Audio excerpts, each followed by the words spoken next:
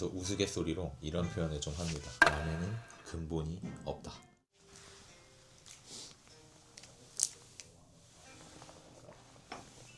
오늘 저희가 왜 모였죠? 뭐 이것저것 많은데 시골 와카 콜라보를 먹으러 왔는데 6시 30분에 막차를 탔습니다. 거기 이제 웨이팅을 걸고 그 기다리는 동안에 북촌한옥마을 이쪽을 왕창 돌아다녔습니다. 제가 또 디저트 좋아하다 보니까 아주 분위기도 좋고 정말 고즈넉한 찻집이 있어서 왔습니다. 그래서 이 전통 한옥 같은 곳에서 라면 얘기를 그렇죠. 인스타 DM이나 유튜브 댓글이나 그런 곳에서 항상 많은 사람들이 물어보는 게 튜토리얼 같은 게 필요하다 라는 느낌으로 말씀을 해주시는 분이 많은데 사실 저희가 만나서 라면이나 먹었지 촬영할 일은 그렇게 없었거든요. 그래서 오늘은 라면 튜토리얼 간단하게 해볼 것 같습니다. 사람들이 궁금해할 것들을 저희가 좀 알려주는 느낌으로 프리스타일이긴 한데 이 프리스타일에서 안 나온 거는 후편으로 또 찍어도 되고. 그래서 여러분들이 만약에 이 영상을 보고 궁금한 것들이 있다면 댓글로 남겨주시면 아 이런 거 궁금해할 수 있겠구나 하면서 쓱 한번 찍어보도록 하겠습니다. 전문가가 되겠다 이런 느낌보다는 최소한 이 정도는 알면 좋을 것 같다 이런 내용들 위주로 다뤄보겠습니다. 시콜콜한 얘기는 다 빼죠. 라면이란 무엇인가,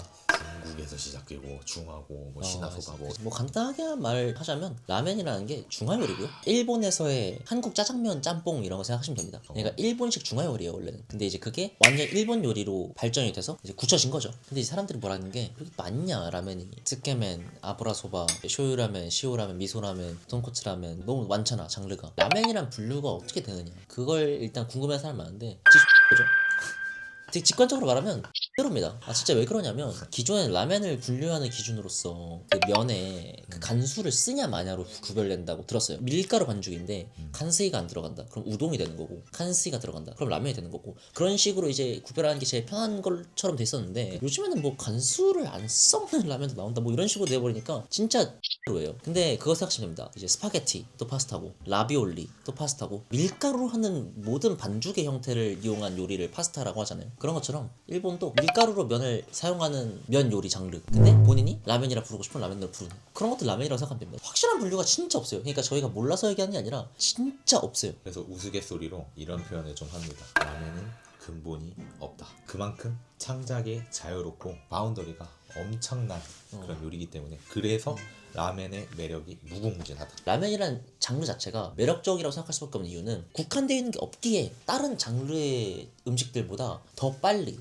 더 많이, 더 다양하게 발전하고 그것이 전부 다 맛있어지기 위한 방향이었어가지고 값싸게 즐기는 미식 이런 식으로 얘기하는 게 이유가 있습니다. 확실히 무궁무진한 바운더리 때문에 되게 깊게 즐길 수 있다라고 생각하죠. 저번에 저희가 잡식맨 채널에서 네. 라면에 대해서 얘기했을 때 얘기했던 게 이제 라멘으로 왜 이렇게 꼴값이냐 사실상 일본에서 국밥 포지션인데 미식이 뭐니 하냐 이제 그것도 저희가 얘기할 수 있는 거는 한국에서도 국밥이라는 포지션이 이제 옥동식을 필두로 이제 굉장히 고급화. 말하고 싶은 건 뭐냐 라면이 일본에서의 국밥 포지션이었던 건 맞습니다. 값싸게 먹고 든든하게 먹을 수 있는 장르의 음식이었는데 국한되어 있는 기준 같은 것도 없을 뿐더러 맛있게 만든다 대신에 이제 그 선풍적인 인기 그런 거 힘입어서 굉장히 많이 발전하다 보니까 더더욱 빠르게 고급화가 일어났어요. 물론 여전히 국밥 포지션으로 파는 라면집도 있지만 고급화 내지는 미식의 영역으로 들어가는 과정이 빨랐기 때문에 맛에 대한 평가할 여지가 많고 이런 걸 좀 얘기하는 거고. 그래도 800엔이 뚫리던 시대도 있었고 반대로 이제 하이엔드급에서는 2000엔이 뚫리던 시대도 있었고 물론 뭐 식자재 원가 이런 것도 있지만 그거만큼 이제 표현할 수 있는 게 더 많아지고 있다. 그렇게 해석을 할 수 있겠죠. 일본도 1000엔의 벽이라는 게 있었어. 그 한국이랑 똑같아. 국밥인데 10,000원 넘게 받는다? 미쳤냐?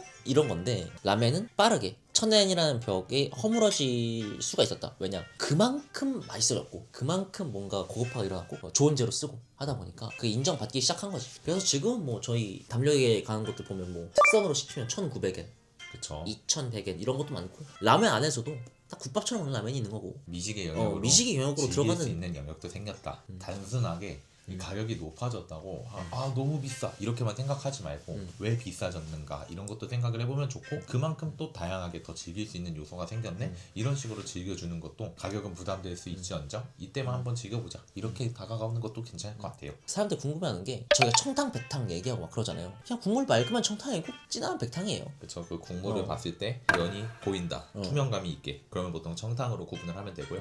백탕이 그러면 뽀얀 거. 국물의 색깔이 뭐 흰색뿐만 아니라 명확한 색깔이 있어서 불투명도가 있다. 육안으로 구분할 때는 그렇게 구분하는 게 좀 편하긴 해요. 편하게 생각하면 곰탕 청탕이고요.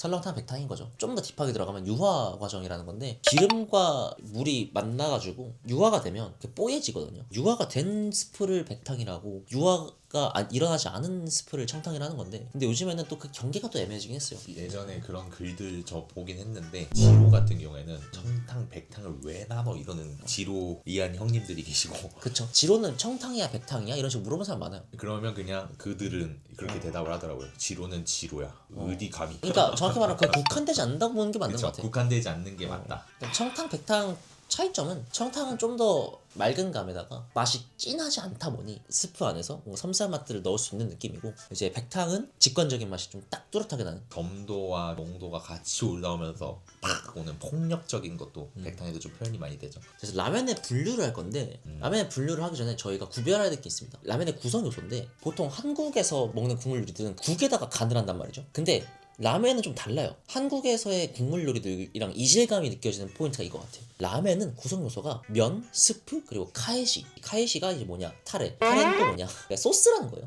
그거 생각하시면 편해. 저희가 순대국밥 시켰을 때 간이 돼서 나오는 것도 있지만 간이 아예 안 돼서 나오는 것도 있잖아. 그걸 우리가 새우젓이나 다대기를 풀어 먹잖아요. 새우젓이랑 다대기가 타레이자 카에시라고 생각하면 돼. 그러니까 결국에 스프가 있고 카에시가 있는 겁니다. 그래서 그 카에시의 종류에 따라 라멘의 종류가 나눠지는 건데 이게 시오, 소금, 쇼유, 간장, 미소, 된장 이런 식으로 나뉘는 거예요. 그러니까 이걸 아는 게 되게 중요해. 왜냐면 이 카이시 개념을 알고 있어야 이 라면이 어떻게 구별되는지를 아는 거야. 육수 기준으로는 닭이 이제 토리, 돼지가 돈코츠, 해산물이 교카인데 그러면 닭스프에 카이시가 소금이야. 토리쇼 라면이겠죠. 돼지에 그러면 간장이야. 그러면 이제 돈코츠 쇼유 되겠죠. 우리가 지금 많이들 접하고 있는 이에케 라멘도 돈코츠 쇼유 기반이 굉장히 많고요. 그런 느낌인 거예요. 그러면 사람들이 의아할 수 있어. 저는 라면의 분류를 시오, 쇼유, 돈코츠로 알고 있었는데요. 라고 할 수 있는데 이 돈코츠가 왜 그러냐면 엄청 예외의 경우에 수로 본대요. 너무 선풍적인 인기였고 일본에서도 한국에서 라멘이라는 게 대중화되고 라멘이라는 게 들어왔을 때 돈코츠로 거의 시작이 됐기 때문에 그래서 그 돈코츠 라멘이라는 게 저희 뇌리에 빡 박혀 있어서 그렇지 사실 근데 분류상으로는 돈코츠 라멘을 분류 안에 넣는 게 맞진 않아요. 시오, 쇼유, 미소처럼 카이시 기준으로 나누는 게 정석이고 돈코츠 라멘은 사실 별개로 봐야 되는 느낌이어가지고 사실상 그렇게 나누는 게 맞는 것 같고 정석을 구별하는 건 원래 카이시의 종류, 타레의 종류라고 보는 게 맞는 것 같은데 특정 라면의 존재감이 세지잖아요. 그렇게 장르로 인정받는 느낌인 것 같아. 토리파이탄 이런 것도 사실 토리파이탄 뭐냐면요 그냥 닭백탕인데 근데 장르로서 인정받잖아. 그게 왜 그러냐면 특정 그 라면의 조합 같은 게 확 인기가 생기면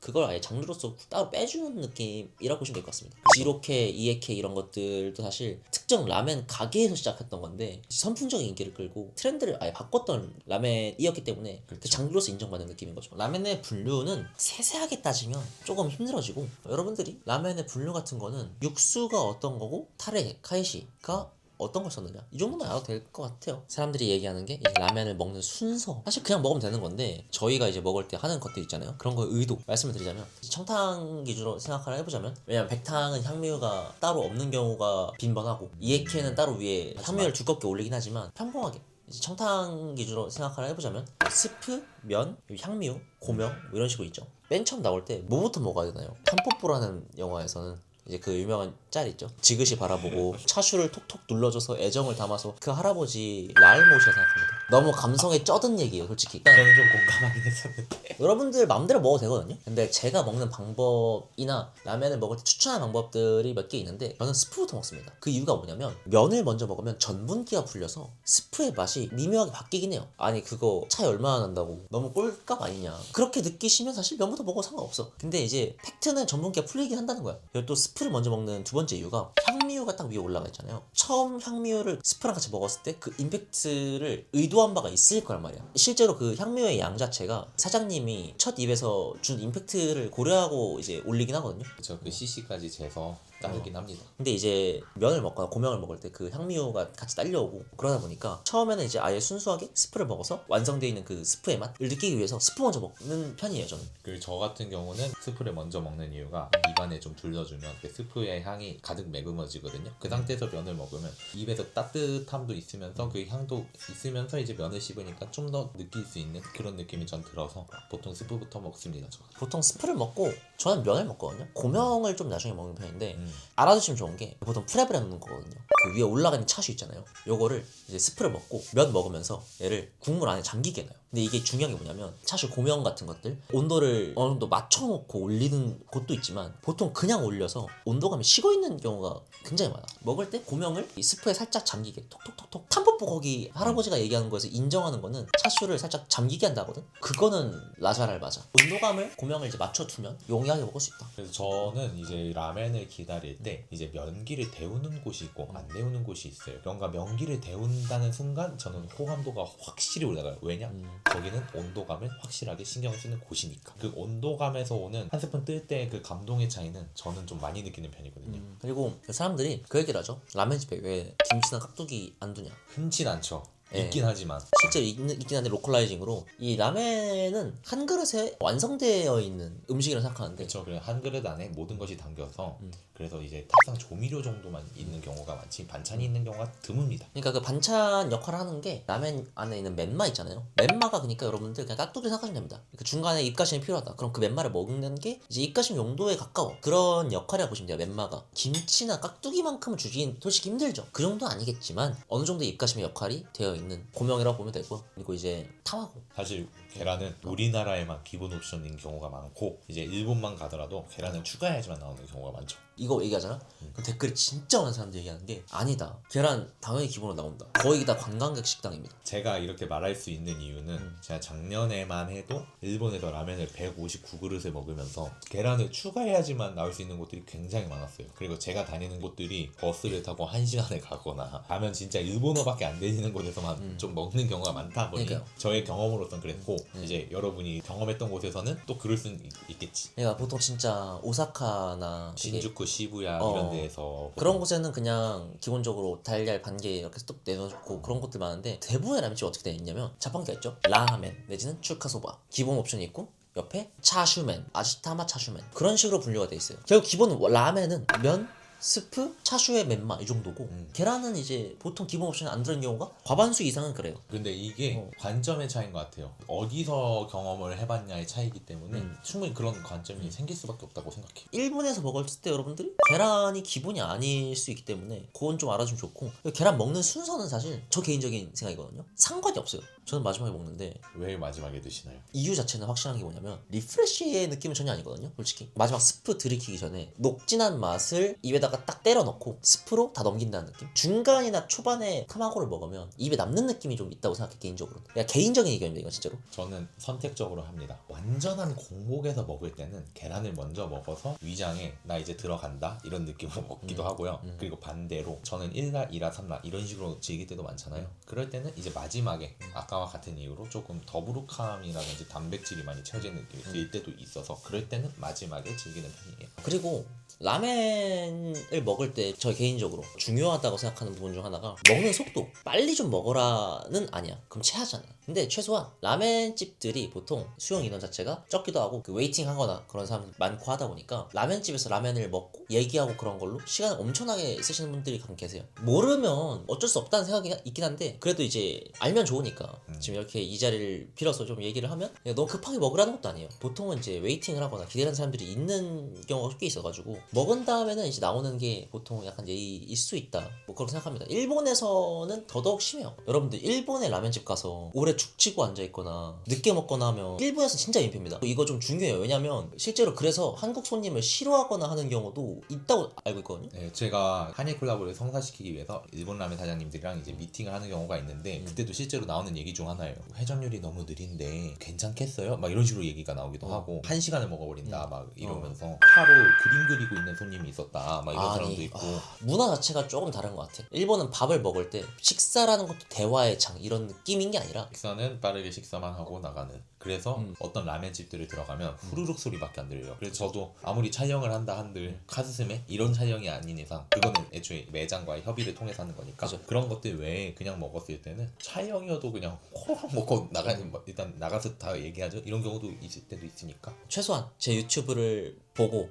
라멘을 먹으러 가시는 분들이라던가 저의 이런 영상을 보셨던 분들은 일본에 가서 라멘집 갔을 때 근데 이렇게만 좀 강요한 것 같기도 하지만 빨리 먹으라는 것도 아니에요. 그냥 늦게 나오지만 말자. 그러니까 권유 그죠. 이런 부분에서는 여러분들이 좀 양해를 좀 부탁드리겠습니다. 오랜 시간 자리에 있는 거는 일본 식문화에서는 확실하게 좀 민폐일 수가 있다. 웨이팅한 사람들이라던가 회전율 때문에 먹는 속도가 어느 정도 있으면 좋다. 근데 이 정도면 괜찮아요? 그쵸? 뭐 더 얘기할 게 있나?